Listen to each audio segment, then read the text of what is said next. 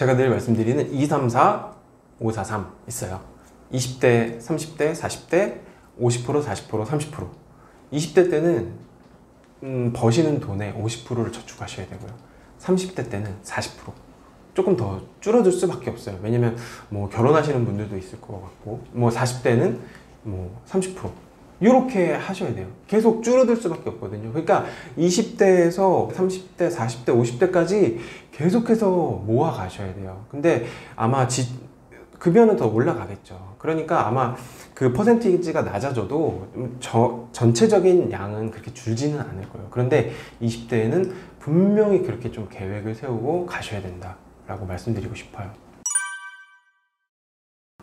일단 무조건 50%를 저축한다는 마음을 가지셔야 돼요. 무조건.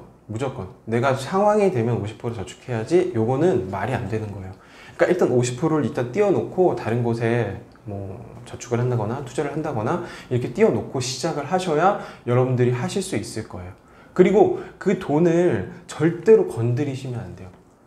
그리고 나머지 돈을 가지고 살 수 있는 계획을 세우셔야 돼요. 아까 말씀드렸다시피 그래야 할 수 있는 거지, 이거 나 50% 저축할 거야 라는 생각만으로는 절대로 이루실 수가 없습니다. 정말 단단히 각오를 하시고 진짜 뼈를 깎는 노력이 필요해요. 그리고 혼자 오롯이 해내야 돼요. 그게 어려운 거예요. 그러니까 아무나 못하는 거고요. 여러분이 원하는 자산의 크기를 세팅을 하셔야 돼요. 제가 생각할 땐 그래요. 뭐 1억을 모은다, 2억을 모은다, 내가 몇 살까지 얼마까지 모은다, 그거를 세팅하시고 내가 그 몇 년간 동안 얼마 정도 저축해야 되는지를 세팅하시고, 그러면 내가 얼마 정도 한 달에 저축해야 되는 게 나오고, 그럼 내가 한 달에 어느 정도의 지출을 해야 되는 게 나오고, 그리고 지출을 지금이 많다면 줄이셔야 되고, 신용카드는 무조건 없애셔야 되고요. 체크카드를 무조건 사용하셔야 되고, 그렇게 그 앞단을 계속해서 잡고 가셔야 결국에는 10년 후, 20년 후에 여러분이 세팅한 자산을 만들 수 있게 돼요. 그냥 막연히 나 10년 후에는 한 얼마 정도 벌었으면 좋겠어, 내가 지금 어느 정도 버니까 이 정도 돼 있을 거야 라는 생각으로는 절대로 그곳에 가실 수가 없습니다. 계속해서 앞단을 잡고 가셔야 돼요. 그렇게 계획을 세우시고 그렇게 가셔야 돼요. 그래서 그 성취감이 10년 후에 있는 거지, 내가 다음 달, 그 내년 그런 성취감은 사실은 없어요. 있을 수가 없어요. 네, 그거를 원하신다면 사실은 포기하시는 게 좋아요. 국민연금만으로는 불가능하다고 말씀드릴 수 있어요. 왜냐? 국민연금을 100만 원 이상 한 달에 받으시는 분들이 그렇게 많지 않아요. 최고는 300만 원 이상까지 받을 수 있는데 그 사람들은 정말로 아주 소수인 거고요. 보통은 10만 원 이하고요. 50만 원 이하인 분들도 굉장히 많습니다. 그러면 국민연금만으로는 안 되는데 어떻게 하냐? 개인연금 계속해서 꾸준히 가져가셔야 되고, 퇴직연금, 회사에서 쌓이는 퇴직연금도 계속 신경 쓰셔야 돼요. 국민연금을 많은 분들이 되게 무시하시거든요. 네, 지금은 그럴 수 있어요. 하지만 여러분이 국민연금을 받으실 때쯤 되면 정말로 그게 소중하다는 거를 아실 수가 있을 거예요. 예를 들면 제가 이런 경우가 있어요. 제가 요즘에 지방을 가본 적은 없지만 한 5년 전에 지방을 갔을 때 어느 은행에 그 어르신분들 줄 쫙 써 있는 거예요. 그래서 나 무슨 새로운 적금이 나왔나, 그래서 가서 여쭤봤더니 그 날이 국민연금, 노령연금 받는 날, 계좌에 들어오는 날, 그거 바로 꺼내서 쓰시려고. 네, 국민연금 지금 20, 30대, 40대, 심지어 50대까지 국민연금 왜 내? 국민연금 진짜 쓸데없는 건데 라고, 국민연금 고갈될 건데 라고 얘기하시는 분들 진짜 많고 거의 대부분이에요. 국민연금 소중하게 생각하시는 분들 없어요. 하지만 여러분이 국민연금을 받는 그날, 그거 너무나도 소중하게 될 거고요. 젊을 때 빈곤이 노후 빈곤으로 이어지는 건 거의 기정사실이라고 보시면 되고요. 젊을 때 되게 풍족하게 사셨던 분들도 노후 빈곤이 오는 분들 꽤 많아요.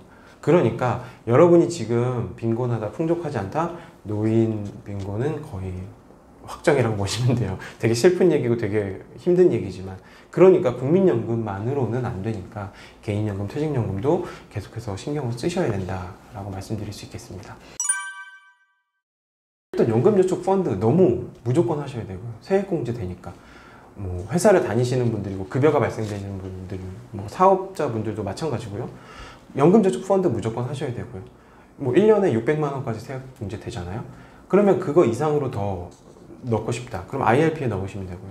총해서 900만 원까지 되니까요. 일단 그것만으로도 사실 개인연금 준비가 어느 정도 된다고 저는 생각을 하거든요. 그래서 노후에 한 4억에서 5억 정도 만들어 놓으시면 뭐 월 수익률이나 배당만으로도 어느 정도 살아갈 수 있는 힘이 만들어져요. 네, 그렇기 때문에 개인연금이 너무나 중요하고, 그 다음에 회사에서 여러분에게 쌓이고 있는 퇴직연금도 요즘에는 보통 DB라는 제도보다 DC라는 제도가 있거든요. 그러면 내가 그것들을 운용을 해야 돼요. 근데 그것마저도 잘 모르시는 분들이 있어요. 그러니까 퇴직연금도 꼭 신경을 써야 된다. 저는 일단 퇴직연금은 없고요. 저는 사업을 하는 사람이니까 개인연금은 무조건 저와 아내 다 풀로, 그 더 이상 넣고 싶다? IRP 풀로, 그렇게 준비를 하고 있죠. 결혼 생활에서 돈이 차지하는 비중이 정말로 어마어마하게 커요. 결혼을 하신 분들은 이미 느끼셨고, 결혼하기 전에는 사실은 느끼기 힘들거든요. 결혼이라는 것이 사실 사랑이 전제가 되어져야 하는 거고, 서로 이해가 뭐 전제되어야 하는 거고, 배려가 전제되어야 하는 거지만, 결국에는 우리가 무언가를 행하기 위해서는, 무언가 살아가기 위해서는 무조건 돈이 필요하단 말이에요. 그러니까 어느 뭐 기관이나 조직 같은 걸 세우면 거기서 가장 중요한 건 이제 재정부잖아요. 뭐 가정도 똑같아요. 재정이 정말로 중요하고, 결혼할 때 상대가 돈을 대하는 태도를 보지 않고 결혼을 한다면 사실 그 이후에 돈을 쓰는 거, 지출하는 거, 뭐 모으는 거, 투자하는 거, 정말로 힘든 일들이 시작이 될 거고요.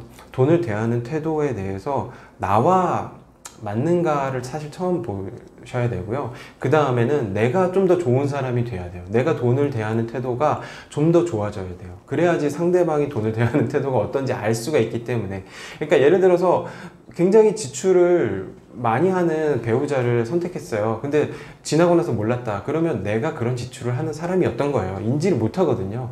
그러니까 평생 함께 할 사람은 그런 돈에 대한 태도를 보는 게 저는 무조건 필요하다고 생각을 해요.